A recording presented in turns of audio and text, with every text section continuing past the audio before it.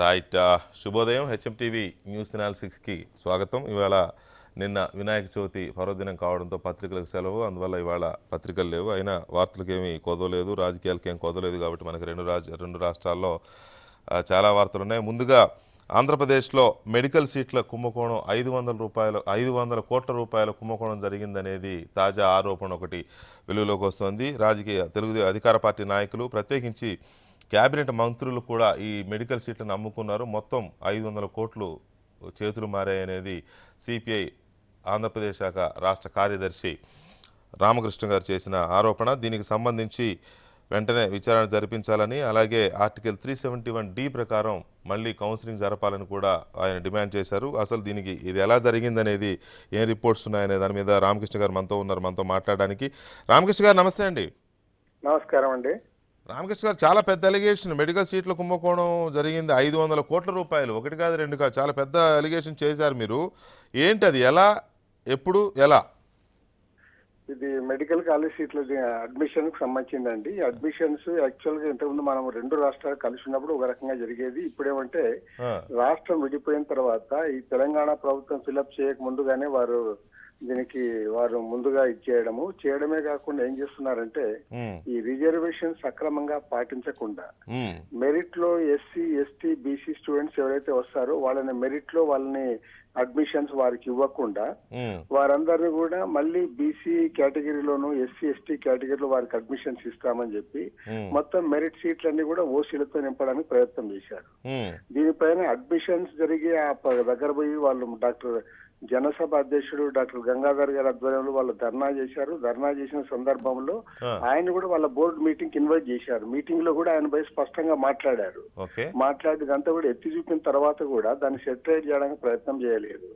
రెండోది ఏమంటే మేనేజ్మెంట్ కోటాలో ఒక్కొక్క సీటు సీఎం కోటాను తీసుకొని ఆ సీట్లన్నీ కూడా ఎవరైతే ఇటీవల వైఎస్ఆర్ కాంగ్రెస్ నుంచి తెలుగుదేశం పార్టీలోకి చేరారో వాళ్ళకి ఇచ్చారు. వాళ్ళు ఏం చేశారు,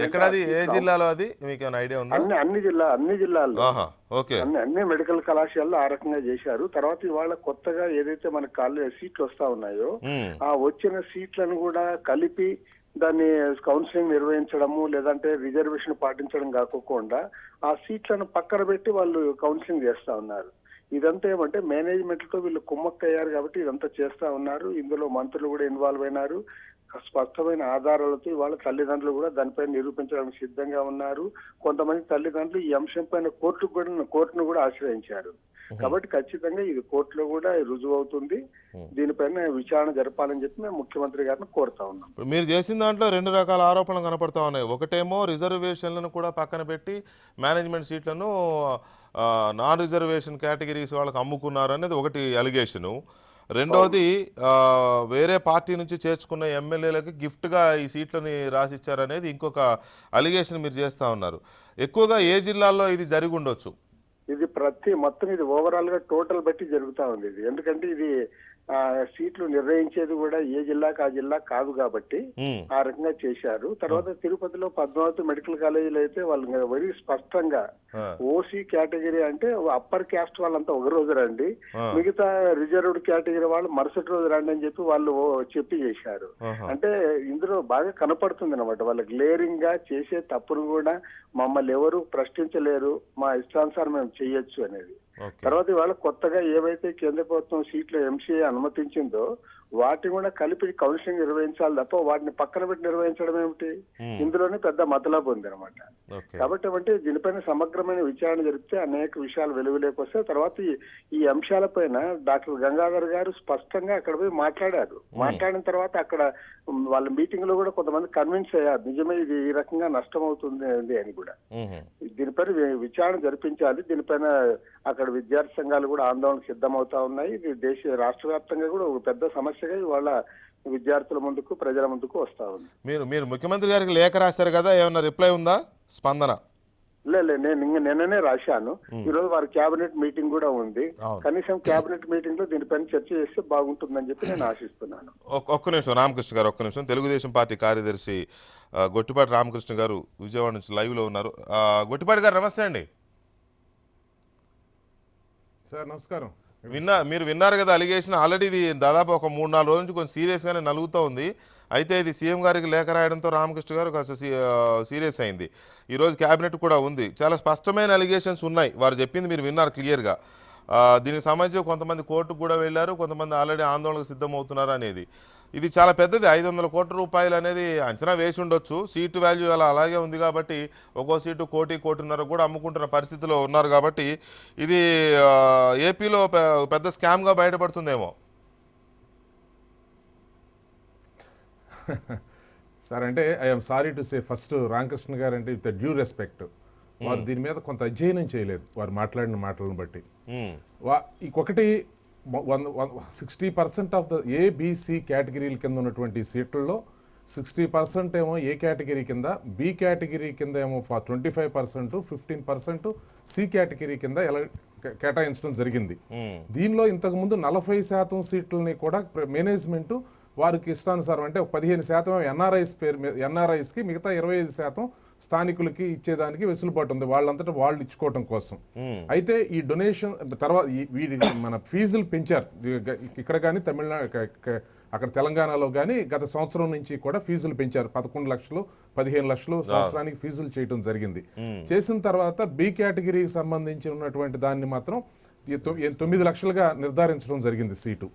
ఈరోజు ఆ విధంగా ఉన్నటువంటి సీట్లని అంటే ఆ 25%కి సంబంధించిన సీట్లని మళ్ళీ ప్రైవేటు మేనేజ్మెంట్ కోటా కింద వాళ్ళందరూ కూడా యూనివర్సిటీ ఆధ్వర్యంలోనే ఒక ఎగ్జామ్ పెట్టుకోవడం జరిగింది. అంటే యూనివర్సిటీనే ఆ ఎగ్జామ్ని కండక్ట్ చేస్తుంది సార్. కాబట్టి యూనివర్సిటీ కండక్ట్ చేసే దానికి సంబంధించి దానికి వాళ్ళు ఆ వచ్చేటువంటి ఫీజుల్ని వాళ్ళు కలెక్ట్ చేసుకోవడం జరుగుతుంది. ఇక్కడ జరిగేటువంటి అంశం ఏంటంటే అంటే వీళ్ళే ప్రైవేట్ మేనేజ్మెంట్ కళాశాలలో అంగీకరించినాయి. ఎప్పుడు అంగీకరించినాయి అంటే ఫీజులు పెంచుకోవడానికి మాకు అవకాశం ఇచ్చి మీరు ఎగ్జామ్ పెట్టుకోండి, మా కళాశాల నిర్వహణకు కూడా అప్పుడు ఇబ్బంది ఉండదు కాబట్టి అని చెప్పని వాళ్ళు కూడా అంగీకరించిన తర్వాత దాన్ని యూనివర్సిటీని కండక్ట్ చేస్తుంది. ఇక్కడ మనం గమనించాల్సిన అంశం ఏంటంటే ఎంసెట్ మిగతా ఏదైనా కూడా అంటే యూనివర్సిటీని మెడికల్ యూనివర్సిటీని ఎన్టీఆర్ హెల్త్ యూనివర్సిటీని మొత్తం కూడా కండక్ట్ చేస్తూ ఉంది దీనిలో. కాబట్టి అక్కడికక్కడ మరి ఈ విధంగా అంటే ఆ మానిపులేషన్స్ అంత జరుగుతాయి. అంత 500 కోట్ల రూపాయల కుంభకోణాలు లేదా ఒక వ్యక్తి లేదా ఒక వ్యక్తికి సంబంధించి అన్యాయం జరిగింది అంటే నేను కూడా ఇక్కడి నుంచి పరిశీలించి సమాధానం చెప్పాలి సార్ అని ఉండేవాడు. లేదా ఓ నలుగురికి జరిగిందండి అంటే ఖచ్చితంగా చెప్పాలి. అంటే ఇంత భిన్నంగా ఎక్కడా కూడా చేసే అవకాశం ఉండదు వెంకటకృష్ణ గారు. అదే ఎలిగేషన్ చేస్తారు. ఇప్పుడు నేను పదే చెప్తా ఉంటాను సార్ ప్రతి చర్చా వేదికలో కూడా మన రాజకీయ నాయకుల యొక్క విమర్శలు ప్రజల్లో ఎందుకు చులకన భావం వస్తూ ఉన్నాయంటే ఒకవేళ అది నిజంగా ఉంటే దాన్ని ఖచ్చితంగా బయట వెలికి తీసి దాని మీద అందరం కలిసి పోరాటం చేయాలి. అది అధికార పార్టీనా ప్రతిపక్షం అనేది ఏం అవసరం లేదు. కానీ ఇక్కడ ఏమవుతుందంటే ఒక ఊరినే ఏదో ఒక ఎలిగేషన్ అట్లా గుడ్డగాల్చి ముఖాన్ని వేసినట్టుగా ఒక 500 కోట్లు అంటే 500 కోట్లు అంటే అంతే ఎన్ని సీట్లు 500 సీట్లని మ్యానిపులేషన్ జరగాల. ఒకవేళ మనం అనుకున్నట్టే ₹1 సీట్ ఉంది అనుకుంటే వెదర్ ఇట్ ఈస్ పాసిబుల్. ఇప్పుడు మల్లారెడ్డి గారి కాలేజీ ఉంది హైదరాబాద్ లో, మల్లారెడ్డి గారి కాలేజీని ఎందుకు అడ్మిషన్స్ ఆపేశారు ఎంసీఐ, ఇలాగే అది అడ్మిషన్స్ లో అవకతవకలు చేశారు కాబట్టి ఆయనకి స్టిల్ నో ఇవ్వటం లేదు. అంటే ఇప్పుడు ఆయనకి అడ్మిషన్స్ ని ఈ విధంగా అట్లా మెడికల్ కాలేజ్ అంటే ప్రైవేట్ మెడికల్ కాలేజీలు కావచ్చు ఏదైనా కావచ్చు, అక్కడ గవర్నమెంట్ మెడికల్ కాలేజీలో కూడా సీట్లు కోత విధించినటువంటి సిస్టమ్ ఉంది ఎంసీఐ. కాబట్టి అంటే government medical college private medical కాలేజీల్లో ఇలా సీట్లు అడ్మిషన్స్ సంబంధించి అవకతవకలకు పాల్పడ్డారు కదా అని చెప్పి కనుక అనిపిస్తే ఖచ్చితంగా మెడికల్ కాలేజీలు అన్నింటినీ కూడా రద్దు చేసేటువంటి అవకాశం ఉంది. ఎవరు ఊరేసుకుంటారండి?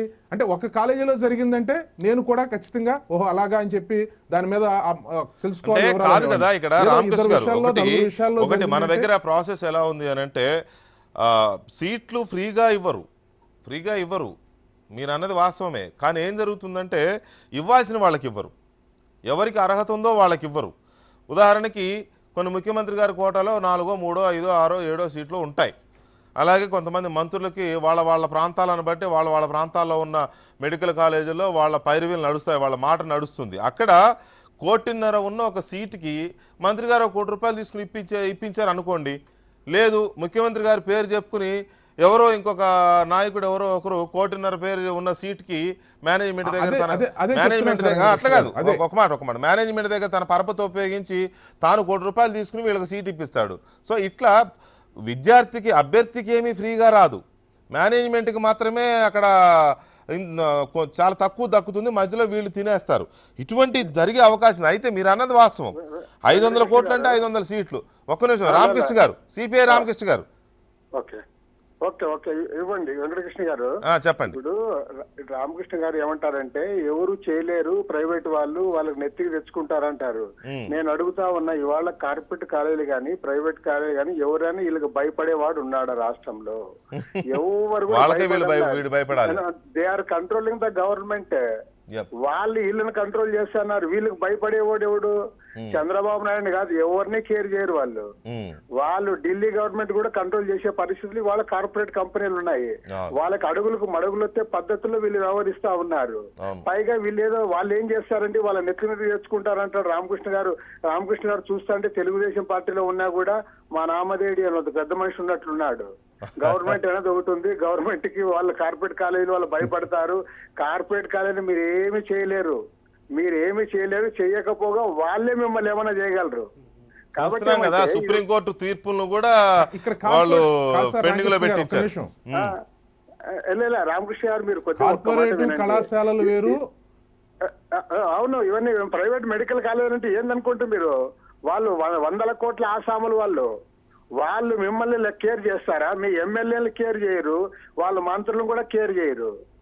కాబట్టి ఏమంటే ఒక్కసారి మీరు ఆలోచించండి. ఇప్పుడు నేనేదో అలిగేషన్ చేశాను కాబట్టి దానికి మీరేదో టీవీలో జవాబు చెప్పినంత మాత్రాన కాదు. ఇది ఖచ్చితంగా కోర్టు వరకు కూడా పోయింది, కోర్టులో ఖచ్చితంగా తేలుతుంది. నేను మిమ్మల్ని చేసేటప్పుడే కౌన్సిలింగ్ లోనే అవకతవకలు జరుగుతా ఉన్నాయి. 371D ప్రకారం చేయడం లేదు వాళ్ళు. అంటే రామకృష్ణ గారు, సిపిఐ రామకృష్ణ గారు, మీ ఇద్దరు రామకృష్ణలో కూడా నాకు ఇదేంది. సిపిఐ రామకృష్ణ గారు ఇక్కడ ఒక విషయం, టీడీపీ రామకృష్ణ గారు చెప్తున్న దాంట్లో ఒకటి కొంచెం లాజిక్ గా కనపడుతోంది. ఓకే, మీరు అన్నట్టుగా 10 సీట్లు 20 సీట్లు 30 సీట్లు 40 సీట్లు మొత్తం ఏపీకున్న సీట్లన్నీ వైద్య సీట్లు సార్. మొత్తం ఏపీలో ఉన్న వైద్య సీట్లన్నీ 500 కోట్లు స్కామ్ అంటే 500 సీట్లు సుమారుగా, అంత అంటే ఆల్మోస్ట్ సగానికి పైగా సీట్లు. అసలు రిజర్వేషన్ కేటగిరీ రావాల్సిన కూడా ఓసీలకు అమ్ముకుంటే అది point, that is the point. నేను అనేది అదే కదా జరిగిండేది, అదే అని నేను అలిగేషన్ మెయిన్ అలిగేషన్ అది. మేము అంత తీవ్రంగా స్పందించడానికి కారణమే అది. రావాల్సిన వాళ్ళకి రావట్లేదు, అర్హులకు రావట్లేదు అనేది అలిగేషన్. ఇప్పుడు తిరుపతిలో ధర్నా జరిగింది, తర్వాత విజయవాడలో ధర్నా జరిగింది. ఏమన్నా కేర్ చేశారంటే ఒక్కరెవరైనా దాన్ని అడ్రస్ చేశారా? ఒక్క మంత్రి ఏమన్నా దాని గురించి మాట్లాడారా? తర్వాత తల్లిదండ్రులు కోర్టుకు పోయే వరకు ఎందుకుంది గవర్నమెంట్? మరి కోర్టుకు పోకోకుండానే రాండి, మీకు ఏమన్నా అన్యాయం జరిగింటే కౌన్సిలింగ్ మేము చేస్తామని ఎందుకు చేయలే? రైట్, ఒక్క నిమిషం రామకృష్ణ గారు, ఒక్క నిమిషం. తల్లిదండ్రులు మా దగ్గరకు వచ్చి ఆశ్రయించారు కాబట్టి మేము ఇంత స్పందించడం జరిగింది. రైట్, ఒక్క నిమిషం రామకృష్ణ గారు, ఒక్క నిమిషం. టీడీపీ రామకృష్ణ గారు సార్, ఇప్పుడు నేను ఇందాక చెప్పినట్టు సార్ 2 సీట్లు కాదు సార్, 22 సీట్లు మేనేజ్మెంట్ కోటాలో ఉంటాయి. ఇందాక మీరు చెప్పినట్టుగా ఒకవేళ మంత్రులా లేకపోతే ఇంకొకళ్ళ ఎవరైనా చెప్పి రికమెండేషన్ చేసి ఇప్పిస్తారా అని అనుకోవటం కోసం ఉన్నది 22 సీట్లే ఉంటాయి సార్ ప్రతి కాలేజ్. ఇందాక చెప్పాను 15% సీట్లే ఉంటాయి. మిగిలినటువంటి మిగతా ఏంటంటే 150 సీట్లు ఉంటాయి. అది కూడా కొన్ని కళాశాలలో 100 సీట్లు ఉంటాయి, అంటే 15 సీట్లే ఉంటాయి. అంటే రామకృష్ణ గారు ఒక చిన్న పాయింట్ అర్థం చేసుకోండి. మీకు నాకంటే ఎక్కువ విషయం తెలుసు అనేది నేను అంగీకరిస్తా. అది కాదు, ఇప్పుడు ఓపెన్ కేటగిరీ దాంట్లో కూడా రిజర్వేషన్స్ వాళ్ళు వస్తారు. ఆ రిజర్వేషన్స్ సంబంధించిన వాళ్ళు ఓపెన్ కేటగిరీలో రానివ్వకుండా ఓన్లీ అప్పర్ క్యాస్ట్ వాళ్ళకి ఇవ్వడానికి వీళ్ళని మిమ్మల్ని రిజర్వేషన్ లో మీకు ఇస్తామని చెప్పి కౌన్సిలింగ్ కే మరుసటి రోజు రమ్మని చెప్పారు. కాబట్టి ఏమంటే గ్లేరింగ్ గా చేశారు తప్పులు.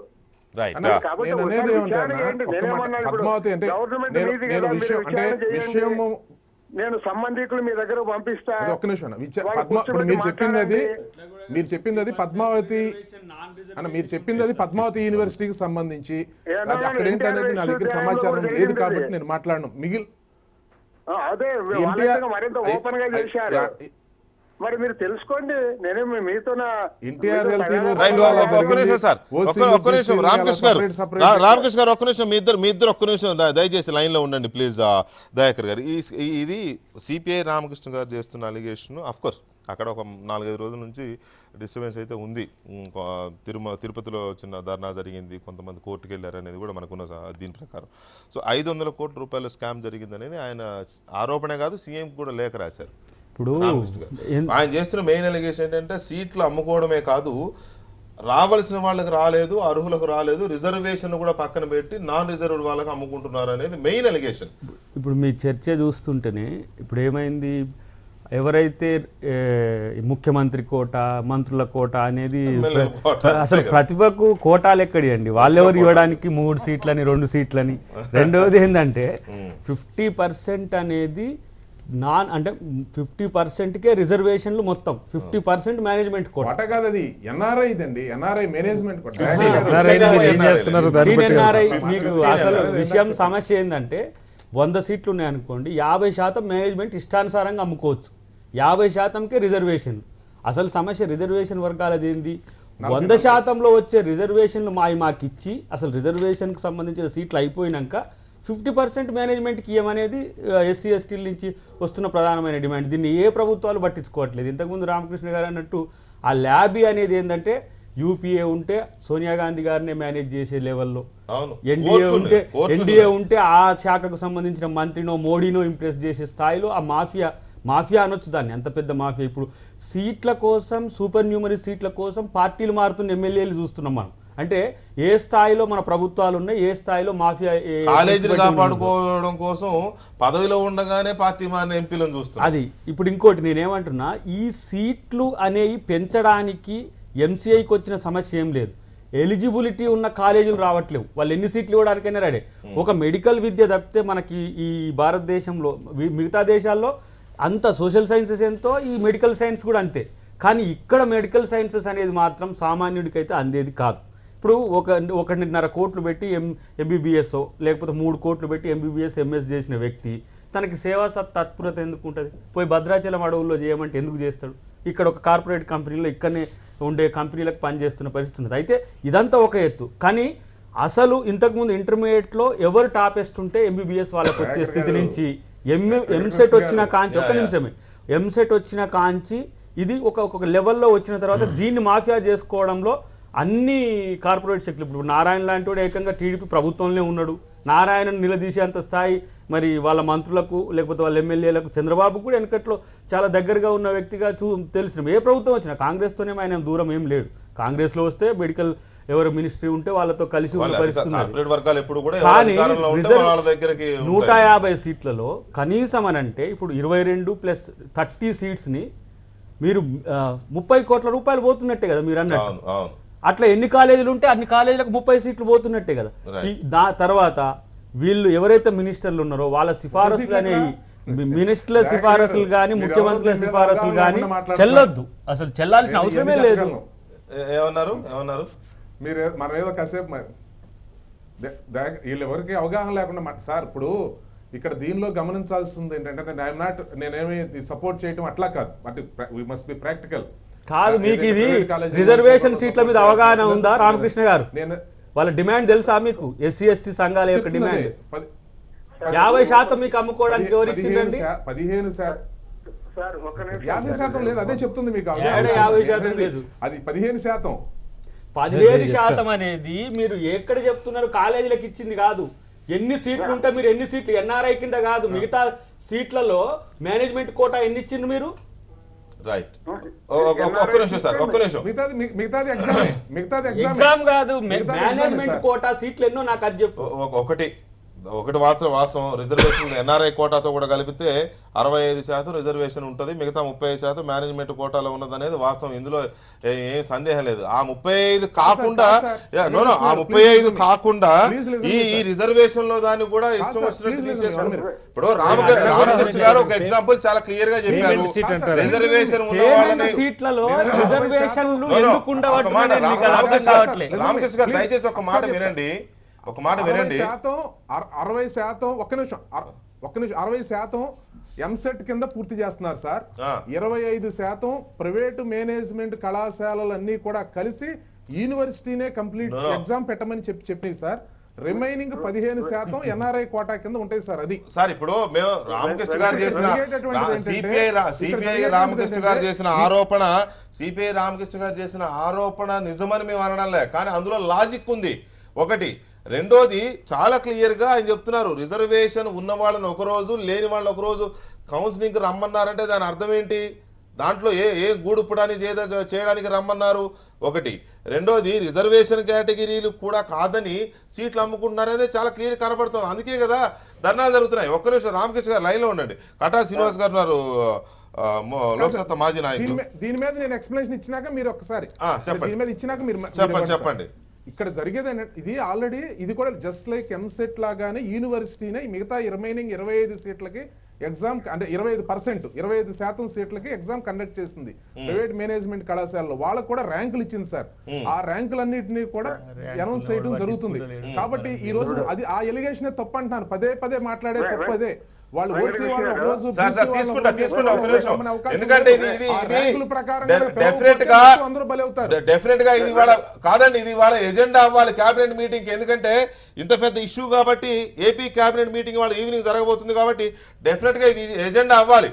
దయచేసి లైన్ లో ఉండండి, దీన్ని వదిలేదు లేదు. ఒక్క నిమిషం దయచేసి. కటా శ్రీనివాస్ గారు ఉన్నారు. శ్రీనివాస్ గారు, ఈ అలిగేషన్స్ ని మనం సీరియస్ గా తీసుకోవాలా లేకపోతే పొలిటికల్ అలిగేషన్? ఎందుకంటే సిపిఐ రామకృష్ణ గారు పొలిటికల్ అలిగేషన్ లాగా జస్ట్ లైక్ దట్ రిమార్క్ చేసి వదిలేలా సీఎంకి లేఖ రాశారు. అసలు అది కదండి పొలిటికల్ ఎలిగేషన్ ఎప్పుడు అవుతుందంటే ఆధారాలు లేకుండా లేకపోతే పేరెంట్స్ బహుశా ఈ సంవత్సరం జరిగినంత మెడికల్ సీట్ల గందరగోళం బహుశా ఎప్పుడు జరగలే ఈ తెలుగు రాష్ట్రాల్లో. మొట్టమొదటి మనం అంగీకరించాల్సింది.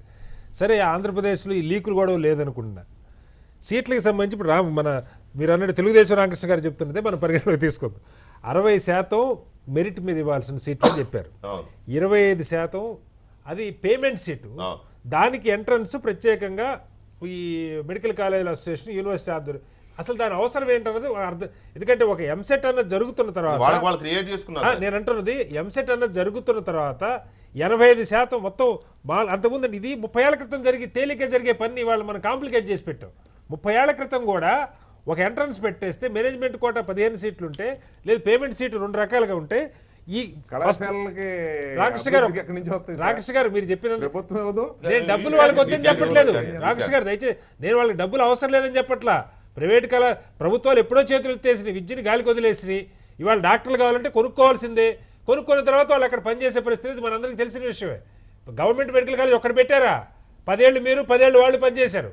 ఒక కొత్త కాలేజ్ పెట్టారా? దాని గురించి చర్చ ఎందుకు? నేను చెప్తున్నది ఏంటంటే ఇవాళ ఈ అమ్ముకునే దానిలో కీలకంగా సమస్య ఎక్కడ వస్తుంటే వెంకటేష్ గారు, ఇప్పుడు ఒక విద్యార్థి కౌన్సిలింగ్కి వెళ్తాడు. ఇక్కడ కాలేజీల్లో ప్రయారిటీ ఉంటుంది. మనం గమనించాల్సింది ఎక్కడ పొరపాటు జరుగుతుందంటే, సపోజ్ ఆంధ్ర మెడికల్ కాలేజీలో ఆంధ్ర యూనివర్సిటీ మెడికల్ కాలేజీలో సీట్ కావాలనుకుని వెళ్తాడు అనుకోండి. వాళ్ళు ఏం చెప్తారు? వాళ్ళు ఇక్కడ రావట్లేదు ఎందుకంటే ఎంబీబీఎస్లో స్పెషలైజేషన్ లేదు, అన్ని ఎంబీబీఎస్ సీట్లే కాబట్టి. ఇక్కడ ఇవాళ మీకు ఓసీలో కాలేదు, మీకు బీసీలో అయితే వస్తుంది. రేపు రాని ప్రమాదం ఉన్నది అక్కడ. మీకు ఓపెన్ కేటగిరీలో మీకు అవకాశం లేదు, మీరు బీసీ కౌన్సిలింగ్లో మీకు తగలొచ్చని. సో విద్యార్థికి ఆ ఫెసిలిటీ ఉండాలి చూస్ చేసుకోవడానికి. కానీ 2 ప్యారలల్గా జరగాలి. అతనికి బోర్డు మీద కనపడాలి, ఆంధ్ర యూనివర్సిటీ మెడికల్ కాలేజ్ క్యాంపస్లో నాకు ఓపెన్లో లేదు, బీసీలో ఉన్నది, బీసీ చూస్ చేసుకునే అవకాశం ఉండాలి. అది కాకుండా మీరు రెండింటిని ఎప్పుడైతే సపరేట్ చేస్తారో విద్యార్థులు డైవర్ట్ చేయడానికి ఇక్కడ తేలిగ్గా అవకాశం. ఇక్కడ ఇంకోటి ఏంటంటే ఎంసెట్ ఇంజనీరింగ్ లాగా 100 కళాశాలలు లేవు, చాలా కొద్ది కళాశాలలు. కాబట్టి వీళ్ళంతా బాగా ములాఖాత్ కావటానికి, ఒక సిండికేట్ ఫామ్ కావటానికి, విద్యార్థులు డైవర్ట్ చేయడానికి ఈ గందరగోళం 4 ఎంసెట్లు 4 ఈ నీట్లు పెట్టి ఆ ఏ కౌన్సిలింగ్ ఏ రోజు జరుగుతుందో ఎవరికి తెలియదు.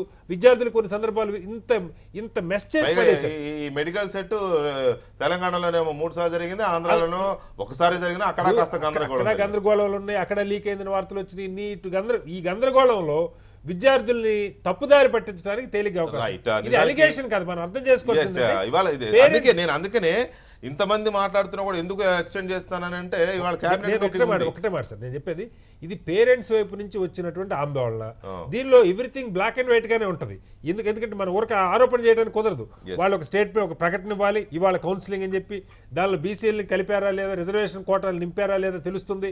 కాబట్టి బ్లాక్ అండ్ వైట్ గా ప్రతి పేపర్ వైట్ పేపర్ ఒకటి రిలీజ్ చేస్తే మనం అందరం కూర్చొని ఎవరైనా దాన్ని లోతుగా ఎవరు రారు. తాడు శ్రీనివాస్ గారు స్టూడియోలో ఉన్నా కూడా తనంతట తానుగా మాట్లాడాలని గట్టు రామచంద్రరావు గారు టీఆర్ఎస్ నాయకులు కూడా వచ్చారు దీని మీద మాట్లాడడానికి.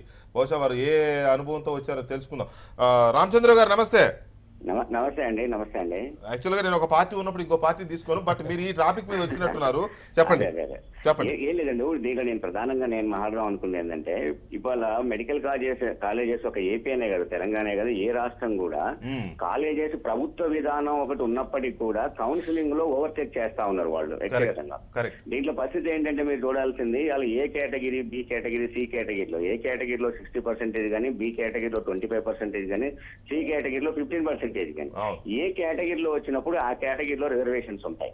ఇక్కడ జరుగుతుంది ఏంటంటే కౌన్సిలింగ్ రాగానే మీకు రిజర్వేషన్ క్యాండిడేట్ రాగానే మీకు రిజర్వేషన్స్ వేరే ఉన్నాయి కదా, మీకు అందులో సీట్ వస్తుంది, లేకపోతే నెక్స్ట్ కౌన్సిలింగ్ వద్దులు అని చెప్పేసి ఇక్కడ Exactly, నేను చేస్తున్నారు చెప్తున్నా ఇక్కడ. 100% అదే ఇక్కడ జరుగుతుంది. వదిలేస్తున్నారు. వదిలేసినప్పుడు ఏమవుతుంది, ఆల్రెడీ సెకండ్ కౌన్సిలింగ్ ఉన్నది కదా అని వీళ్ళు ఫీలింగ్ తో వెళ్ళిపోతున్నారు. ఫస్ట్ కౌన్సిలింగ్ అనే సీట్లు ఫిల్అప్ అయిపోయి వాళ్ళకి సీటే లేకుండా పోతా ఉన్నది ఇక్కడ నుంచి. రెండో పాయింట్ ఏంటంటే ఆల్రెడీ ఇప్పుడు 15% ఎన్ఆర్ఐ కోటా అయినా సరే, బి కేటగిరీ అయినా సరే ఏం చేస్తున్నారంటే ఫస్ట్ కౌన్సిలింగ్ రాగానే ఇది ఓన్లీ ఫర్ మైనారిటీస్ అని చెప్తున్నాం. మన కర్ణాటకలో ఒక మెడికల్ కాలేజ్ లో సేమ్ జరిగింది. ఏంటంటే ఇది మైనారిటీస్ కోసం పెట్టాం, లోకల్ నాన్ లోకల్ కాదు, మైనారిటీస్ కోసమే అని పెట్టేసి వచ్చిన వాళ్ళందరినీ వెళ్ళగొట్టేసి సెకండ్ కౌన్సిలింగ్ అన్నారు. మైనారిటీలు ఎవరు రాలేదు కాబట్టి తెలుగు నుంచి వచ్చిన వాళ్ళు, తెలుగు మైనారిటీస్ మీకు సర్టిఫికేట్ లేదు కాబట్టి మీరు వెళ్ళిపోండి అన్నారు. దాంతో ఏమైపోయింది, టోటల్ సీట్ అని ఆగిపోయినాయి. ఆ సీట్ అని వాళ్ళు తిరిగి అమ్ముకున్నారు. అంటే ఇక్కడ మీరు పేరుకి అకౌంటబిలిటీ కనపడుతూ ఉంటుంది. ఏ మెడికల్ కాలేజ్ అయినా కౌన్సిలింగ్ వచ్చినప్పుడు ప్రభుత్వ విధానం చూడడం బాగానే ఉంటుంది, కానీ వీళ్ళు ఓవర్టేక్ చేసి పడేస్తారు. కంప్లీట్ గా ఇవాళ జరుగుతుంది ఏపీలో కానీ ఇక్కడ కానీ ఏంటంటే రిజర్వేషన్ అనే దాన్ని స్ఫూర్తిని పక్కకు పెట్టేశారు. మీకు రిజర్వేషన్ కోటా ఉంది కాబట్టి అందులో వద్దురులే అంటున్నారు. ఈ 60% లో రావాల్సిన రిజర్వేషన్ ఏ ఒక్కరికి రావడం లేదు, కౌన్సిలింగ్ ని ఓవర్టేక్ చేస్తారు. అంటే గవర్నమెంట్కి అజమాయిషీ లేదని, గవర్నమెంట్లకు అజమాయిషీ లేదు ఈ కాలేజీల మీద ఒప్పుకోవచ్చా మనం? ఒకటి మాత్రం కరెక్ట్ సార్, ఈ కాలేజీల మీద గవర్నమెంట్ కు ఆజమాయిషి ఉంటే ఆజమాయిషి ఉన్నట్టు కూడా ఉంటది, కానీ ఆజమాయిషి ఉండదు. ఈ కాలేజెస్ సెంట్రల్ నుంచి కూడా రూల్స్ ఉంటాయి, వాళ్ళు పర్మిషన్స్ సెంట్రల్ నుంచి తీసుకొచ్చుకుంటారు. కాబట్టి ఈ గవర్నమెంట్ వాళ్ళని ఏమీ చేయలేవు. విధానంలో ఒక మార్పు రావాల్సిందే తప్ప కౌన్సిలింగ్ లో ఖచ్చితంగా వీళ్ళని ఓవర్టేక్ చేస్తారు. ఏమైనా కావాల్సి వస్తే మినిస్టర్ కు నేను ఏక రాష్ట్రం అని చెప్పట్లే, మినిస్టర్ కు చెప్పిన వాళ్ళకి ఇస్తారు, అయిపోతుంది అంతే. రైట్ రామచంద్ర గారు, thank you very much. Ramachandra గారు, యలమంచిలి శివాజీ గారు మాజీ ఎంపీ లైన్ లో ఉన్నారు. శివాజీ గారు నమస్తే. నమస్కారం సార్, ఏం చెప్తామని మీరు లైన్ లోకి వచ్చారు? ఇప్పుడు దీంట్లో విషయం ఏంటంటే, ఒక నిమిషం ఏమన్నా మీరు ప్లీజ్. మా గుడివాడ కాలేజ్ ఉంది, ఏఎన్ఆర్ కాలేజ్. దాంట్లో మేము చదువుకునే జనాలు రెండు సెక్షన్లు ఉంటాయి బైపీకి. ఓకే. రెండింటికి గురించి 160 మంది ఉండేవారు. గుడివాడ కాలేజ్ అంటే మీకు తెలుసు కదా, ఆ రోజుల్లో దిక్కుమాలికి పోయి లైలా కాలేజీకి పోయేవారు, హిందూ కాలేజీకి పోయేవారు. బందరు ఎక్కడ మా బోటోళ్ళు మాత్రం గుడివాడ కాలేజీకి వెళ్ళేవాళ్ళు. అయినప్పటికీ కూడా ఆ 160 మందిలో 10 మందికి ఎంబీబీఎస్ సీట్లు వచ్చినాయి. అప్పుడు ఇవాళ తీసుకుంటే మొన్న ఈ మధ్య గుడివాడ పిలిచారు నన్ను కాలేజీకి. నన్ను చాలా మీద జడ్జి గారు కూడా వచ్చారు, పక్కన కూర్చున్నాం. స్టేజ్ మీద ప్రిన్సిపాల్ని అడిగా, ఏమైనా బైపీ సీట్లు ఎట్టగా ఉన్నాయి ఏంటంటే, బైపీ సెక్షన్ మా దగ్గర లేదండి అన్నాడు. ఎత్తేసారు పూర్తిగా.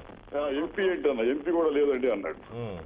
అంటే వాళ్ళ పల్లెటూరు నుంచి వచ్చేవాడికి ఒక్కడికి కూడా మెడికల్ కాలేజీలో సీట్ రాని పరిస్థితి మనకు కనపడుతుంది. మన పోటీ వాళ్ళని కూడా ఏమి చేయలేక నిస్సహాయంగా హెల్ప్లెస్ గా మిగిలిపోతాం. గుడివాడ ఏఎన్ఆర్ కాలేజీలో మ్యాథ్స్ సైన్స్ రెండు లేవా? రెండు లేవు. ఇంకెందుకు ఆ college?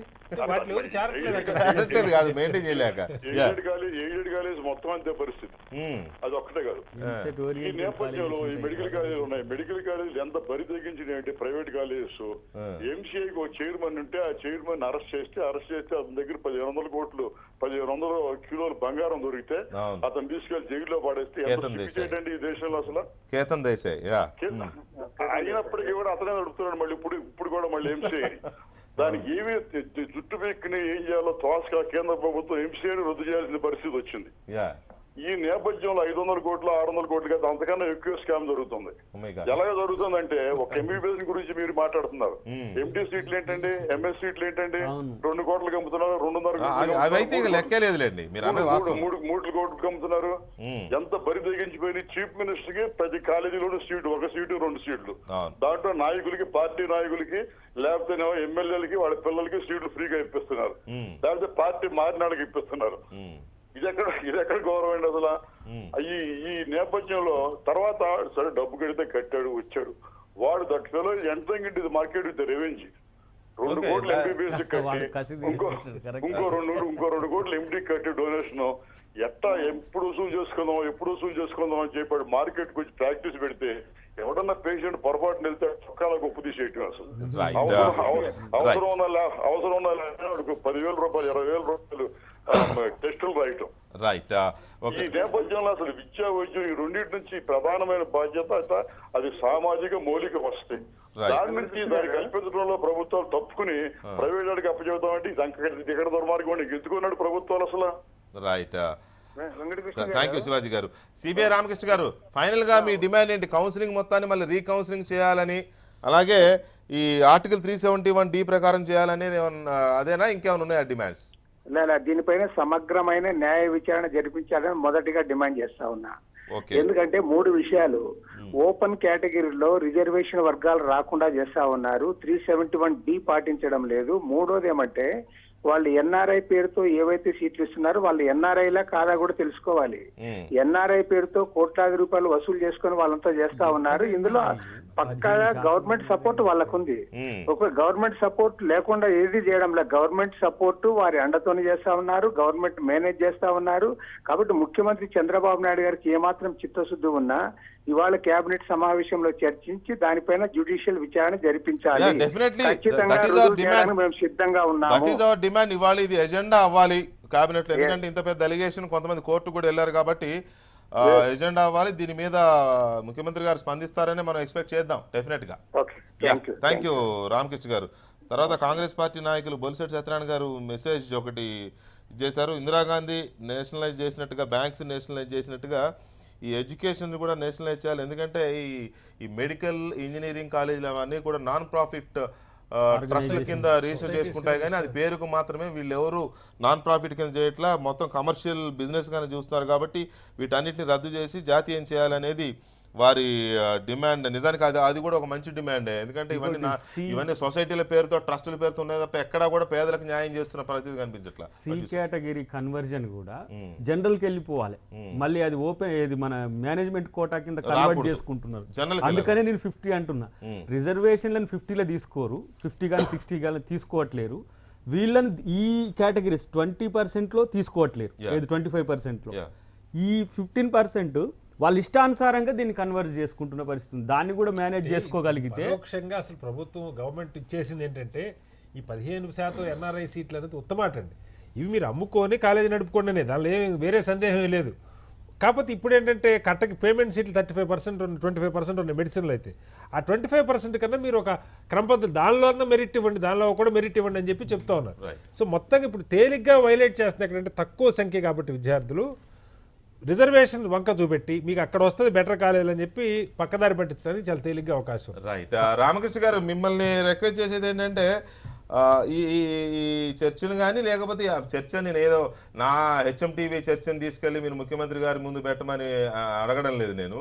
It's a peoples demand అనుకోండి. ఎందుకంటే ఇది ఎలిగేషన్ కాదు, ప్రభుత్వాన్ని మీద వచ్చిన ఆరోపణ కాబట్టి ఇట్లా ఒక చర్చ జరిగింది, అందరూ దీన్ని తీసుకున్నారు అనేది కన్వే చేస్తే బాగుంటుంది అనేది మా ఒపీనియన్. అంటే ఒకటి సార్, ఇందాక చెప్పాను, అంటే ఇక్కడ అంటే ఒకటి సార్, మేనేజ్మెంట్కి సంబంధించిన కోటా సీట్లు ఉండాలా వద్దా, లేదా విద్యని ఏ విధంగా కార్పొరేట్ అవుతుంది, ఇది మనం చర్చించాం. సరే, ఇది నేను ఎప్పుడో చెప్పాను. బషీరుద్దీన్ బాబు ఖాన్ గారు మినిస్టర్, అంటే వీళ్ళెవరో ఇంకా అప్పటికి మాట్లాడి ఉండరు. నేను ఆ రోజుల్లో ఆ రోజే నేను ఎప్పుడు ఉత్తరాలు రాయను, అట్లాంటి ఒక ఉత్తరం రాశాను. భవిష్యత్తులో ఈ కార్పొరేట్ విద్య నుంచి వచ్చే ఇబ్బందులు అవన్నీ అది సబ్జెక్ట్ వేరు. ఇప్పుడు ఈ ఎలిగేషన్స్ ఇస్ డిఫరెంట్. అంటే మొత్తం ఏదో జరిగిపోతుంది అనేటువంటి అట్లా, అంటే it's not a good sign అంటున్నాను. అంటే అక్కడ సరైనటువంటి విధానంలో లేదు, 1, 2, 3, 4 అనేది కాకుండా మొత్తం జరిగిపోయిందండి. అసలు బలహీన అంటే అక్కడ ఏమవుద్దంటే సార్, ఎందుకంటే జరిగింది, జరుగుతూ ఉన్నది, జరగొద్దు అని. జరుగుతూనే ఉంది. ఇవాళ ఏదో కొత్తగా వచ్చింది, లేకపోతే తెలుగుదేశం గవర్నమెంట్ ఆంధ్రప్రదేశ్ లోనే వచ్చినాక ఇదేం కాదు. తెలంగాణలో అలాంటి ఆరోపణలే ఉన్నాయి, ఏపీలో అలాంటి ఆరోపణలే ఉన్నాయి, గతంలోనూ ఉన్నాయి, 15 ఏళ్ల నుంచి 20 ఏళ్ల నుంచి ఉన్నాయి. నేదురుమల్లి జనార్దన్ రెడ్డి గారు అనుకుంటా క్యాపిటేషన్ ఫీజు గురించి రాజీనామా చేసే పరిస్థితి ఆ రోజు చూసాం. ఇవాళ కొత్తగా వచ్చింది కాదు. కాకపోతే మేము అనేది ఏంటంటే ఒక క్లియర్ ఎలిగేషన్ వచ్చింది. ఇప్పుడు చూడండి, గట్టు రామచంద్రరావు గారిని నేను పిలవలేదు, వారంతా వారు చర్చ చూసి వచ్చారు. అంటే ఈ చర్చ ఎంతమంది చూస్తున్నారో మీరు అర్థం చేసుకోండి. దాదాపు కోట్ల మంది చూసే చర్చ ఇది. ఎలమంచి శివాజీ గారిని నేను ఇన్వైట్ చేయలే, ఆయన చర్చ చూసి లైన్లోకి వచ్చారు. బొలిశెట్టి సత్యనారాయణ గారిని నేను పిలవలేదు, ఆయన చర్చ చూసి ఆయన మెసేజ్ ద్వారా ఆయన ఒపీనియన్ చెప్పారు. ఇట్లా ఎంతమందికి ఉన్నాయో, ఎంతమంది చూస్తారో తెలియదు. అందువల్ల I'm requesting you to please convey this message or convey this debate to honourable CMs purview or cabinet meeting. ఇక్కడ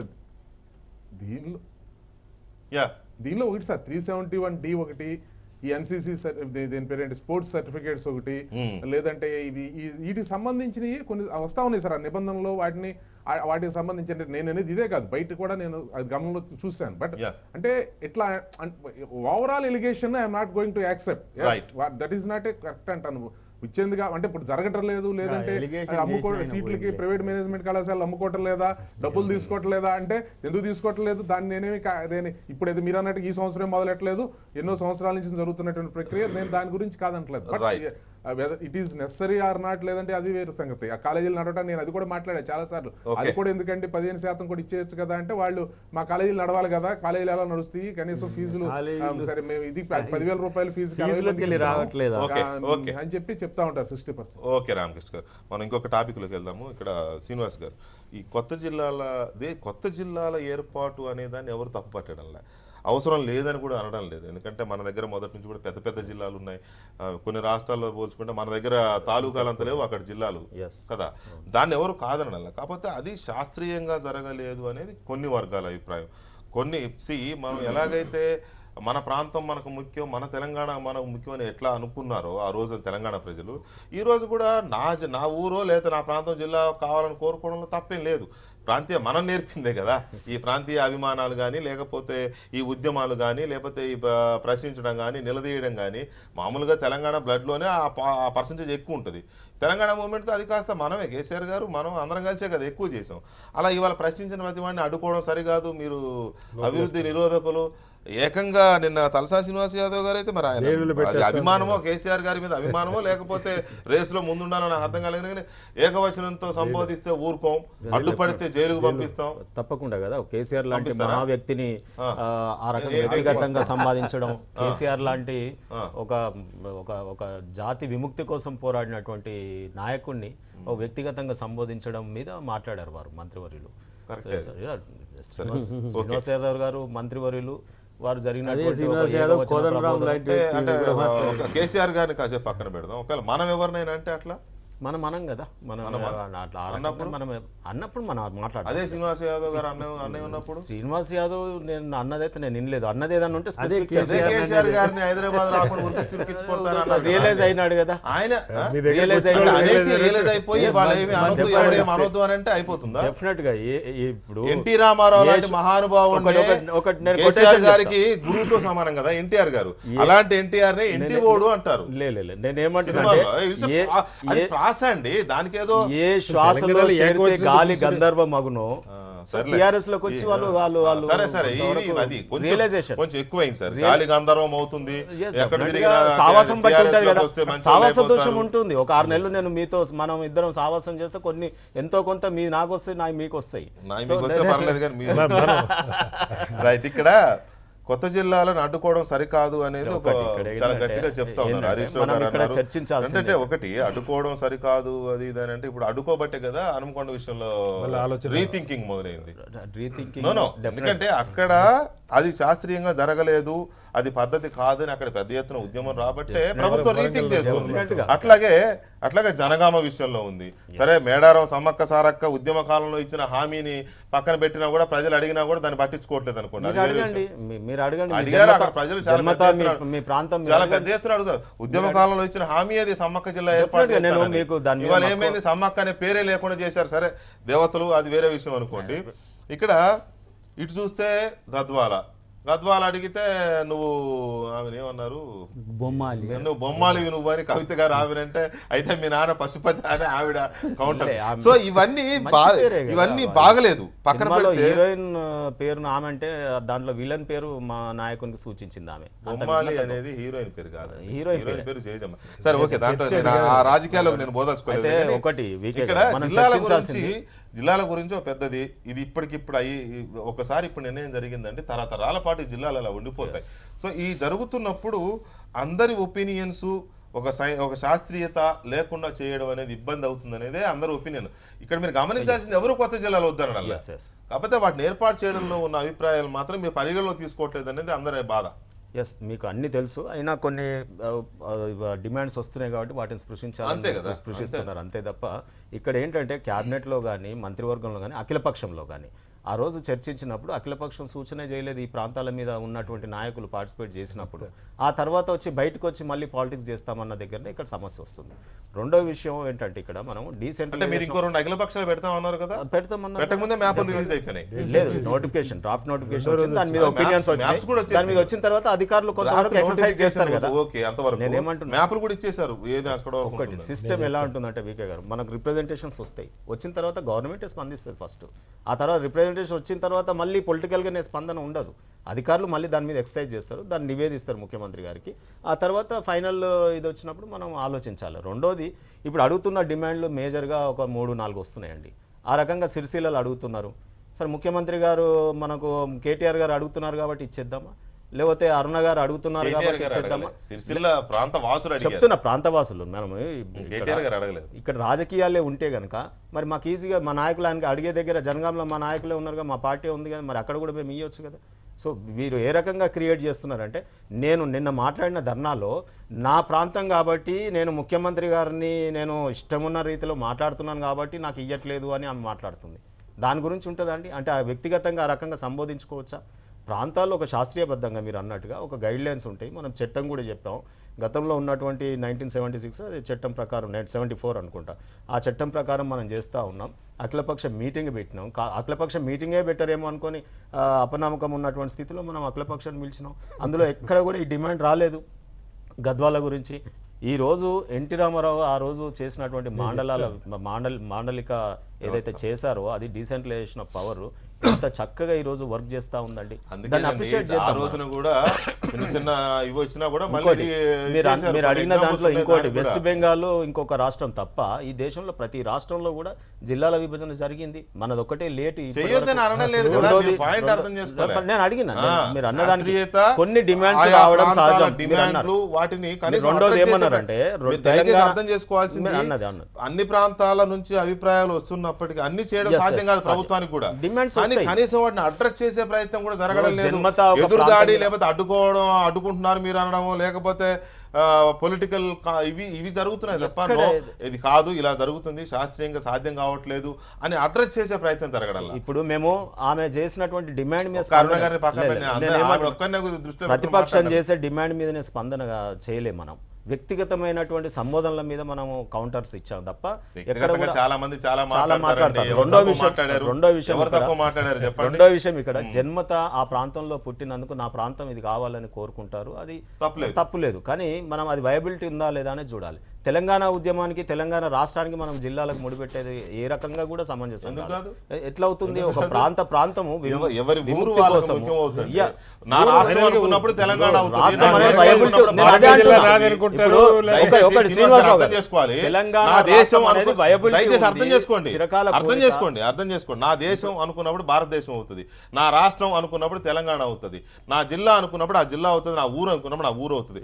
జిల్లాలో ఊరు అన్నప్పుడు నా ఊరికే ప్రయారిటీ నా ఇస్తారు ఊరే ఎవరైనా. మండలం రైట్, కావాలి, నా శ్రీనివాస్ ఊరే గారు. జిల్లా శ్రీనివాస్ గారు, కావాలి. జరుగుతున్న వ్యవహారం రెండు మీరు విషయాలు సార్. ఒకటి, శ్రీనివాస్ గారు అర్థం చేసుకోవాల్సిందంటే ఇవాళ కేసీఆర్ గారి ప్రభ అప్రతిహతంగా నడిచిపోతా ఉంది. మనం అందరం అర్థం చేసుకోవాల్సింది.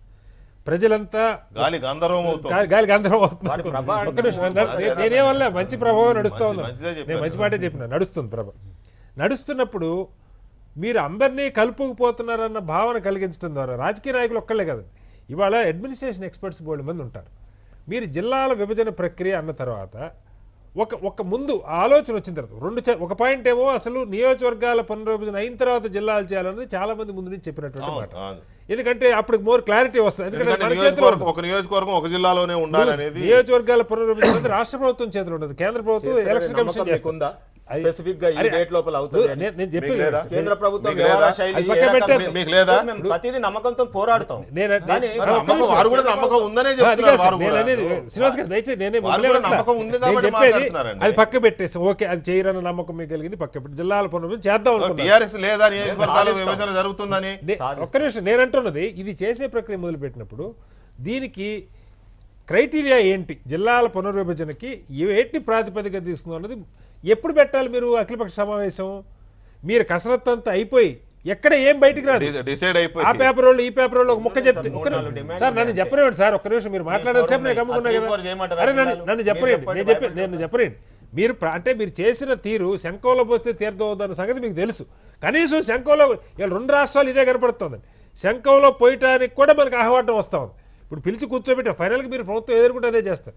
అయ్యే ప్రాతిపదిక ఏం తీసుకుందాం, ప్రయోజనాలు, రాజకీయ ప్రయోజనాలు, వ్యక్తిగత ప్రయోజనాలు ఇవన్నీ పక్క పెట్టండి. ఒక కేంద్రానికి దగ్గరగా ఉండటం, కొంత సెంటిమెంట్లు, లేదా అక్కడ చారిత్రక ప్రాధాన్యత ఉన్నటువంటి అంశాలు, వీటన్నిటి ఆ 4-5 పారామీటర్స్ అనుకొని దానికి తగ్గట్టుగా చేస్తామని ఇవాళ మీరు అన్న మూడు సార్లు మీటింగ్ అన్నది ముందు ఒక మీటింగ్ పెట్టుంటే 90% మీరు శంఖంలో పోసేసినట్టే. అది మీకు చేయటం ఇష్టంలే. మొత్తం అయ్యి నానా గందరగోళం అయ్యి నానా యాగి అయిన తర్వాత ఇక ప్రతిపక్షాలు ఎవరిని ఒక మాట అడగలేదని పెద్ద ఎత్తున విమర్శలు వచ్చి అక్కడ కోదండరాం గారు కూడా మాట్లాడడం మొదలుపెట్టిన తర్వాత అప్పుడు తూతూ మంత్రంగా ఒక మీటింగ్ పెట్టారు. అప్పటికే మొత్తం అయిపోయింది. మీరు అన్నట్టు 2వ రోజు పొద్దుటికి మ్యాప్లు వచ్చేసినాయి పేపర్లో. సో ఇక్కడ చాలా కొన్ని చోట్ల అయితే ఉదాహరణకి షాద్ నగర్ తీసుకొచ్చి ఇటు కలుపుతున్నారు. ఎక్కడ షాద్ నగర్ మీకు అంటే శంషాబాద్ జిల్లా చేస్తారంట, మధ్యలో అన్ని మండలాల మధ్యలో ఉన్న షాబాద్ మాత్రం అక్కడ అందులో ఉండదు. నేను అంటుంది విచిత్రంగా కొన్ని ఇవన్నీ బహిరంగంగా అందరికీ తెలిసి ఏంటది కొత్తూరు ఇవన్నీ తీసుకొచ్చి చెప్పాలి. అంటే ఈ రకంగా అక్కడ ఒక మంత్రి గారికి ఇష్టం లేదు కాబట్టి ఆ మండలం రాదు. అధికారులు ఏం చేయనట్టుగా, అధికారులకు అవగాహన లేదు. ఐఏఎస్ లో అసలు ట్రైనింగ్, మరి రాజకీయ పార్టీలు ఎందుకండి? ఐఏఎస్ లో ముఖ్యమంత్రి గారు ఎందుకు వెళ్ళాలి? ముఖ్యమంత్రి గారు అధికారులు ఎమ్మెల్యేలు ఎందుకు వెళ్ళాలి? ముఖ్యమంత్రి ఎందుకు నేను చెప్పి అధికారులు అందులో టీఆర్ఎస్ ప్రభుత్వం ఆ రకంగా పోతుంది. అరే ఇంకా టీఆర్ఎస్ ప్రభుత్వం మీకు మీ పార్టీ ప్రభుత్వం మీకు అట్లా అనిపిస్తుంది, అన్ని పార్టీకి ఎందుకు అనిపిస్తుంది? మీరు అందరినీ పిలిచి ముందు వాళ్ళకి ముద్దు కాదు కదా. నేనేమన్నానంటే ముందు ఒకసారి అందరి అభిప్రాయాలు తీసుకొని కసరత్తు మొదలుపెట్టి కసరత్తు చేసిన తర్వాత మీరు ఫైనల్ గా ఇది ఇలా కుదరలేదు ఇలాగే చేస్తారు. కసరత్తు అయిన తర్వాత జిల్లాలకు సంబంధించి అంటే హరీష్ రావు గారేమో కొంచెం సాఫ్ట్గా చెప్పారు, ఈ జిల్లాల ఏర్పాటును అడ్డుకోవడం సరికాదు, అది అభివృద్ధి నిరోధకం అవుతుంది అనేది సాఫ్ట్గా. శ్రీనివాస్ యాదవ్ గారు ఇంకొక రకమైన భాషణ, ఇంకొక రకంగా అంటే అసలు దీన్ని ప్రశ్నించడమే తప్పు అనే తరహాలో ఒకటి మాట్లాడుతున్నారు. అదొకటి. రెండోది ఈ డిమాండ్లు కూడా ఏదో ఒకటి ఎవరికి వాళ్ళు మా ఊరు జిల్లా అవ్వాలనుకోవడం కూడా కరెక్ట్ కాదు కదా, శాస్త్రీయంగా సాధ్యం కాదు అది. కాకపోతే రీజనబుల్ డిమాండ్ ఉంటే డెఫినెట్గా తీసుకోవచ్చు. డెఫినెట్గా ఇప్పుడు తలసాని శ్రీనివాస్ యాదవ్ స్పందించిన దాని మీద మనం స్పందించాల్సిన అవసరం కూడా లేదు. ఎందుకంటే ఆయన ఇప్పుడు ఏమంటారు ఊడిపోయే ఊడలెక్క. ఆయన గతంలో చేసిన వాటికి ఇలాంటి ఎన్ని మాట్లాడినా కేసీఆర్ గారి దగ్గర అది పక్కన పెట్టి కేసీఆరే సన్నాసులు అన్న తర్వాత కేసీఆర్ అందరినీ సన్నాసులు అనొచ్చు, కేసీఆర్ని అందరూ సన్నాసులు అని చెప్పడం వల్ల అందరూ ఇప్పుడు సన్నాసి అనే పదమే సరళం అయిపోయింది. అది దాని ఆ చర్చలకు మనం పోతే అది చర్చ రాంగ్ టైం పోతుంది. ఇప్పుడు తలసానికి అవగాహన లేదు. ఎందుకంటే 23 పేజీల నోటు అఖిలపక్షంలో ఇచ్చిండ్రు, వెంటనే రాటిఫికేషన్ కొరకు క్యాబినెట్ పెట్టిండ్రు వాళ్ళు. 4కు 2 to 4 ఇదవుతుంది, 4:30కి పెట్టేసి అన్ని పక్షాలు ఈ డ్రాఫ్ట్ దీనికి ఓకే అని చెప్పినట్టుగా ప్రెస్ మీట్ వచ్చింది మనకు. అందరూ అరే ఇంకో అఖిలపక్షం ఉంటుంది కదా అని మా వాళ్ళు ఏంటి మనం ఇచ్చిన వాటిని కన్సిడర్ చేస్తారు అనుకున్నారు. మనం ఇప్పుడు ఇన్ని సమస్యలు చర్చించలేము. మనం ఒక 2-3 అనుకుంటే 371D రద్దు, జోనల్ సిస్టమ్ ఇది తేలకుండా జిల్లాలు ఎట్లయితే నాకైతే తెలుస్తుంది. ఎవడన్నా బుర్రున్నోడు వరంగల్ను హన్మకొండను డివైడ్ చేస్తాడా? ఇప్పుడు వరంగల్ హన్మకొండ 12.5 లక్షలు. ఎస్ ఎవడైనా బుర్రున్నోడు ఆడు అధికారి అయినా లేకపోతే ఎవరైనా సరే పక్కన పెట్టాలి. 40 లక్షలు నీకు కూడా 10 వస్తుంది లేసి కాదు. ఏ సన్నాసి అయినా పోనీ ఆయనకు నచ్చట్లే ఏ సన్నాసి అయినా చేస్తాడా? పోనీ ఇది బాగుందా? ఇది బాగుందా? ఏ సన్నాసి అయినా చేస్తాడా? ఒకటి అది ఇప్పుడు 12.5 లక్షలు 1250 సంవత్సరాల చరిత్ర వరంగల్. మీకు కిల్లా వరంగల్ నుంచి మొదలు పెడితే 1000 స్తంభాల గుళ్ళకి ఒక గుహ నుంచి బయటకు వస్తుంది. ఈ చరిత్రను కాకతీయ రెడ్డి రాజులను ఊకే పొగిడింది. ఆ చరిత్రను మట్టు పెట్టడానికి రెడ్డి రాజులట. అరే నేనేమంటున్నా ఇప్పుడు అది ఒక్క నిమిషం చాలా 12,500 స్క్వేర్ కిలోమీటర్స్ ఉన్న వాటి 4 చేసిండ్రు. మీరు 18,000 స్క్వేర్ కిలోమీటర్లు ఉన్నదాన్ని 4 చేయమంటారు వాళ్ళు. గద్వాల వనపర్తి వద్దంటలే, మీరు హన్మకొండ కూడా ఉంచుకోండి. జనగాం చేయమంటుండ్రు, యాదాద్రి వద్దంటలే వాళ్ళు.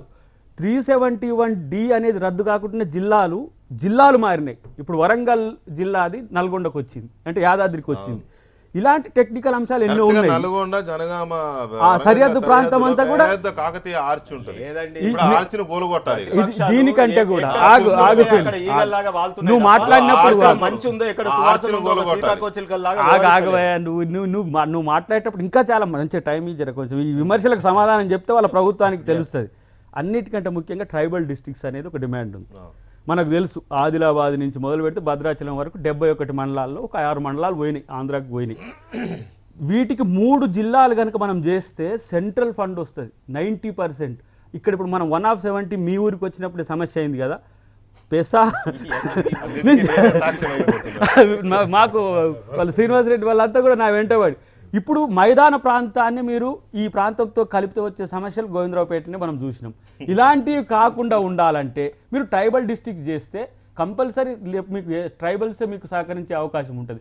దాన్ని పట్టించుకోవట్లేరు. ఇట్లా వరుస డిమాండ్లు పెట్టుకుంటూ పోతాం. నేనంట సిరిసిల్ల డిమాండ్కు కేటీఆర్ మద్దతు ఎందుకు ఉండదండి? ఆత్మహత్య చేసుకోవడానికి ప్రయత్నం చేస్తే ప్రజాప్రతినిధి కాడా? సిరిసిల్ల కావాలని కోరుకుంటున్నారు, వాళ్ళని సబటైజ్ చేయాలి. గద్వాల కావాలని కోరుకుంటున్నారు, కోరుకున్న డిమాండ్ దాంట్లో పెట్టిన దానికి తలసానికి తెలియదు. గద్వాల పిసిసి నుంచే గద్వాల, తర్వాత దీని పేరేంది మన జనగాం, సిరిసిల్ల వాటి మీద డిమాండ్లు వస్తున్నాయి కాబట్టి వాటి మీద చర్చించడానికి పెట్టినాం. వాటి మీద చర్చ లేకుండా ప్రతిపాదన లేని హన్మకొండ ఎట్లొచ్చింది? ఎవరు కోరని. విచిత్రం ఏంటంటే హన్మకొండ వరంగల్ ప్రజలందరూ కలిసి ఇప్పుడు మమ్మల్ని విడదీయకండి అని కొత్త మూవ్మెంట్ చేసేకాడు. వరంగల్ రూరల్ అనే ఒక ఇట్లా నేనేమంటున్నా, 3 సంవత్సరాలు చేసిండు Gujarat reorganization, district reorganization act 1974లో. ఇవన్నీ చదవాల్సి వచ్చింది, అసలు ఎక్కడెక్కడి నుంచో లేని. ఇప్పుడు ఈయన కూడా డైవర్ట్ చేసేయడానికే తలసానిసిని మళ్ళీ ఈ చర్చల్లో వేరే చర్చలు రాకుండా జిల్లాలకి పరిమితం చేసే ప్రయత్నం చేస్తున్నారు. అక్కడ అశాస్త్రీయంగా జరుగుతున్న జిల్లాలకు వ్యతిరేకంగా ధర్నా జరిగింది. అక్కడ గద్వాల కడుపు నొప్పి ఉంది కాబట్టి వాళ్ళు మాట్లాడినారు, జనగామ కడుపు నొప్పి ఉంది కాబట్టి వాళ్ళు నారాయణపేట, కొత్తగా నారాయణపేట వాళ్ళు, ఇటు మీరు సిరిసిల్ల వాళ్ళు కూడా వచ్చింది అక్కడికి. మీరు ప్రజల్ని ప్రజాభిప్రాయాన్ని 1 నెల రోజుల్లో సేకరించాలనుకున్నారు, 1 నెల రోజుల తర్వాత అంటూనే సిద్దిపేట శ్రీకారం అంటున్నారు. ఇదేంటి? ఇప్పుడు అధికార విభజన అంటే 3 లక్షల మంది ఉద్యోగులు ఉన్న వాళ్ళు 27 జిల్లాలు చేస్తే 9 లక్షలు కావాలి. నోటిఫికేషన్స్ 1,07,000 ఉద్యోగాలు నువ్వు కల్పనకు నీకు ఆర్థిక సహకారం లేదు. కీలకమైన సంక్షేమ శాఖలు కూడా విలీనము అని అంటున్నారు. ఇప్పుడు వెల్ఫేర్ ఒకటే ఆఫీసర్ అట. ఇప్పుడు కొత్త కలెక్టర్లు జేసీలు కుర్చీలు వేసుకొని కూర్చుంటారు సార్, అందరు ఇన్ఛార్జీలు చేయాలి. మళ్ళీ దీనికి ఉద్యోగులు పెరగరు, పరిపాలన అనేది ఎంఆర్ఓలను పటిష్టం చేస్తే అర్జీకి నీకు పరిష్కారం దొరుకుతుంది తప్పితే కలెక్టర్తో ఏం దొరుకుతుంది అక్కడ? ఎంఆర్ఓలను ఇప్పుడు మీరు విస్తరణాధికారులను పెట్టలేరు, ఎంఆర్ఓలు లేరు. ఇవన్నీ కూడా కేటగరికల్ చర్చ ఒక సింగిల్ జడ్జితో మీరు వేయండి అని చెప్తున్నాం. 3 నెలలు కానీ 4 నెలలు కానీ నష్టం ఏంటి? వచ్చే సమస్య ఏంటి? ఆదిలాబాద్ లాంటి జిల్లాలో 160 కిలోమీటర్ల రేడియస్ ఉంది. నేను ఏమంటున్నా అంటే అవసరం ఉందని వాళ్ళు కూడా అందరు చెప్తా ఉన్నారు. కాకపోతే ఇప్పుడు ఏంటంటే ఎక్కడ 10 మంది ధర్నాలు చేస్తారో అక్కడ పోయి కాంగ్రెస్ వాళ్తా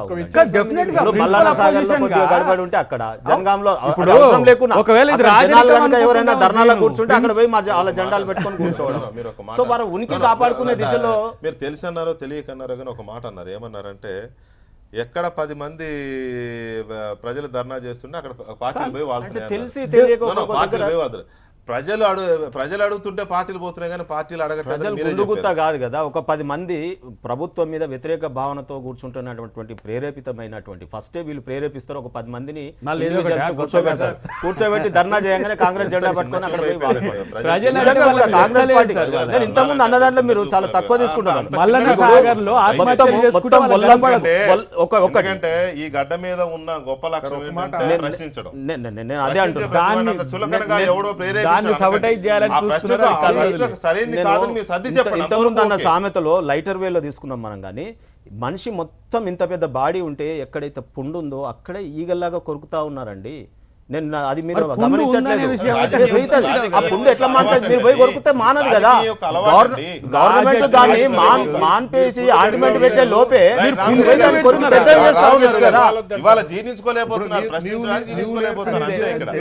అన్నట్టుగా నీరు నేర్పినిచ్చే నీరజాక్ష అన్నట్టుగా కేసీఆర్ గారు రెచ్చగొట్టేటువంటి ధోరణిలో ఈ రోజు కింద స్థాయికి వచ్చేటప్పటికి కూడా వాళ్ళ భావాలు ఇందాక మీరు అన్నమాట కూడా నిజం. అక్కడ ప్రశ్నించే తత్వం ఒకటే కాదు, అదే సందర్భంలో నాయకత్వ వైఫల్యం కూడా స్పష్టంగా కనపడతా ఉంది. ఎందుకంటే నాయకత్వం మీద విశ్వాసం లేకపోవడం, దుర్బిడి పెట్టుకొని జిల్లాల చూస్తున్నారు ఏ ఆర్కే కేంద్రాల గారు యొక్క ఏర్పాటు విజయవాడ మీద నుండి ఇక్కడ. ఇంత వ్యతిరేకత ఉంటే విజయవాడ మేము చూడండి సార్, స్పందించొద్దా? మేము రాష్ట్ర రాజధాని రాష్ట్రానికి రాజధాని ఒకసారి ఉంటుంది, ఇంకా మళ్ళీ ఏర్పాటు చేసుకునేది ఉండదు.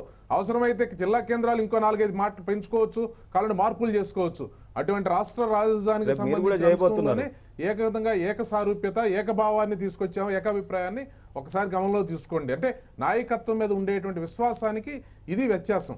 నాయకత్వం మనం పాజిటివ్గా వెళ్తా ఉంటే ప్రజలు కూడా మనకు పాజిటివ్గా స్పందించుతారు. మిగిలిన వాళ్ళు మనం ఎప్పుడు కూడా ప్రవోక్ చేద్దాం. ఇందాక మీరు చెప్పినట్టు ఆ భావజాలం సన్నాసు నాలిక కోస్తానని చెప్పని ఇప్పుడు ఆవిడ ప్రతిపక్షంలో విమర్శించింది అనుకోండి, ఆయన నాలిక కోస్తానని చెప్పని మాట్లాడుతూ ఉంటే అంటే ఇదే విధమైనటువంటిది అంటే అట్లాంటి దాన్ని ఖచ్చితంగా ప్రజలు ప్రశ్నిస్తారు. ఆర్కే గారు నేను ఆయన ఒకటే లోకుంటూ చెప్తాను. ఉండాలి మంత్రి పదవి, లే, లే, లే, లే. ఆయన నాలుగు కోస్తా లే, లే, లే. అంటాడు కానీ అది కేవలం వాళ్ళ మెప్పు పొందడానికే కానీ ప్రజల యొక్క నిజమైన సమస్యల కొరకు మాట్లాడి ఉంటే తలసాని శ్రీనివాసన్ స్వాగతిస్తాం. ముఖ్యమంత్రి గారు స్పందించిన రీతిలోనో, కవితమ్మ స్పందించిన రీతిలో ఆమె అరుణ గారు స్పందించాలి. వారు న్యాయంగానే మాట్లాడే తీరులోనే కూడా ఎలాంటి బొమ్మాలి నేనైతే మరి పశుపతి ఎవరు మీ అయ్యా అని అన్నారు. ఇది సమస్య, ఇదేం తిట్టు కాదు కదా.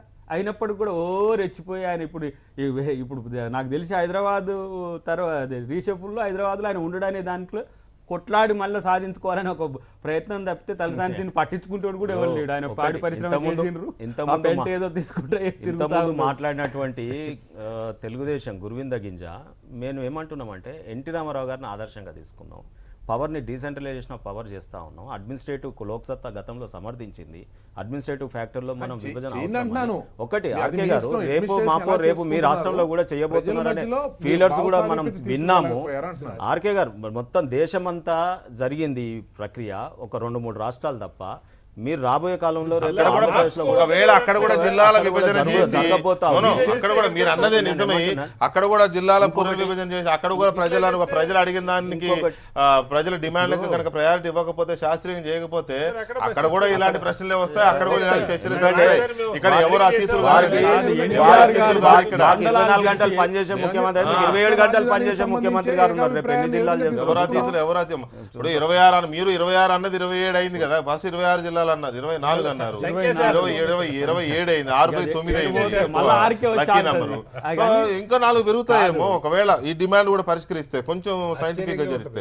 అన్నిటికీ మించి ఇక్కడ ఇంకొక అంశం కీలకంగా కనపడుతుంది సార్.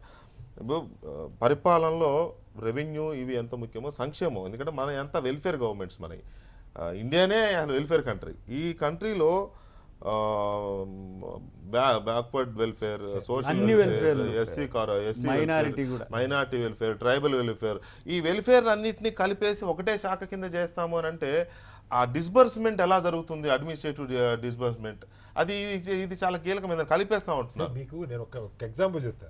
మామూలుగా ఒక్కొక్క శాఖ ఉన్నప్పుడు పరిస్థితి, ఒక బీసీ వెల్ఫేర్ ఆఫీసర్ ఉంటే వాడు లంచాలు తీసుకుంటే కాలేజీ స్కాలర్షిప్ లో మరొకటి ఇవ్వకుండా అక్కడ ఇప్పుడు కొత్త రూల్ ప్రకారం మార్చుకోవాల్సిన పని లేదు, కానీ రూల్ ప్రకారం లంచం తీసుకుంటూ కెమెరాలు దొరికితే అతను సస్పెండ్ చేస్తే మళ్ళా ఎవరికో పై అధికారులకు లంచం ఇచ్చి మళ్ళా అదే సీట్లోకి వచ్చి మళ్ళా లంచం తీసుకుంటే కూడా మళ్ళీ దొరికాడు. ఇది వాస్తవం, మీ మీడియాలో మీరు నేను చెప్తున్నా. అలాంటిది ఒక్కడున్నప్పుడే ఇంత అవినీతిగా జరుగుతుంది. మీరు అన్ని కలిపేసేయటం వల్ల అంటే ఒకటి ఉద్యోగుల్ని ఎంత మేరకు అవసరమో అంతవరకు కావాలన్న దానిలో ఎవరికి భిన్నాభిప్రాయం లేదు, కానీ అది ఒక హేతుబద్ధంగా జరగాల్సిన అవసరం. ఉద్యోగుల కోసం పరిపాలన కాదు, పరిపాలన కోసం ఉద్యోగులు వాళ్ళకి సరైన సంఖ్యలో ఉండాలి. ఏ మేరకు అవసరం ఆ మేరకు. ఇవాళ బోల్డ్ అన్ని శాఖల్లో మీరు దశాబ్దాల పాటు వాళ్ళని ఏదో పేరు పెట్టి కంటిన్యూ చేస్తూ ఉన్నారు. కాంట్రాక్ట్ ఉద్యోగులను లేకపోతే ఒప్పంద కార్మికులను మరొకటి పెట్టి, నిజంగా అవసరమైన చోట మీరు పర్మనెంట్ చేసుకోవాల్సిన అవసరం ఉన్నది. ఏ మేరకు అవసరం ఆ మేరకు ఉద్యోగులు ఉండాల్సిన అవసరం ఉంది. అన్నీ కలిపేయటం వల్ల ఒక బీసీ వెల్ఫేర్, ఎస్సీ వెల్ఫేర్, లేకపోతే మైనారిటీ వెల్ఫేర్ అన్నీ కలిపేయటం వల్ల ఒక గందరగోళం, బడ్జెట్లు కూడా చాలా చాలా లిమిటెడ్గా ఉంటాయి. ఖచ్చితంగా జిల్లాల పునర్విభజన వల్ల ఉద్యోగుల సంఖ్య ఇప్పటిదాకా ఉన్న ఖాళీలతో అదనంగా ఖచ్చితంగా ఎన్నో కొన్ని పెరిగి తీరవలసిందే. సహజంగానే బలహీన వర్గాలకు చెందిన నాయకుడు మీరు, ఇక్కడ ఉన్న ఉదాహరణకి హాస్టల్స్ తీసుకుంటే బీసీ వెల్ఫేర్ హాస్టల్స్ సరిగా పనిచేయడం లేదు, ఎస్సీ హాస్టల్స్ పనిచేయట్లేదు, సోషల్ వెల్ఫేర్ హాస్టల్స్ సరిగా పనిచేయట్లేదు అని ఇప్పటికే మనం చాలా వార్తలు చూస్తుంటాం. అక్కడే నిద్రలు పోవడం, ఎమ్మెల్యేలు పోయి ఏదో ఏదో చేస్తూ ఉన్నారు, అయినా కూడా సరైన ఫ్రూట్స్ రావట్లేదు. ఇంకా చాలామంది పిల్లలు బర్రెలను కాస్తూనే ఉన్నారు, దీంట్లో ఉన్నారు. అలాంటిది కలిపేస్తే ఆ ఫోకస్ పోతుంది కదా, ఎందుకు ఆలోచన చేస్తున్నారు? ఒకటి మీకు తృప్తిగా ఉందా ఇది? ఒకటి వికే గారు, మేమంటే మా నాయకుడి మీద నమ్మకం ఏంటంటే ప్రతిదీ మా నాయకుడు తీసుకున్నటువంటి పని మీద సమగ్ర సర్వే వ్యతిరేకించారు, తర్వాత హర్షించారు. మిషన్ కాకతీయ ఫస్ట్ వ్యతిరేకించారు, తర్వాత హర్షించారు. ఇప్పుడు ఉపయోగం ఎందుకంటే బడ్జెట్ అలొకేషన్స్ కానీ ఎంత పాపులేషన్ ఉంది కానీ ఏ క్యాస్ట్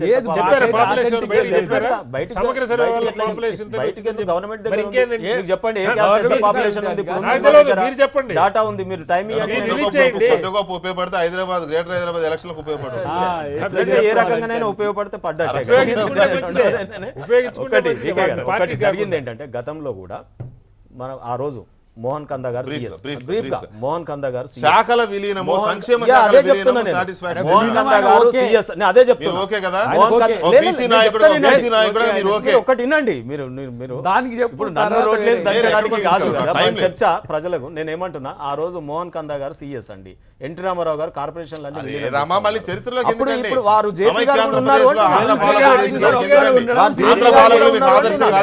విలీనం గురించి ఆలోచన చేసి ఆదర్శం కాదు కదా. దాని మీద ఫీలరే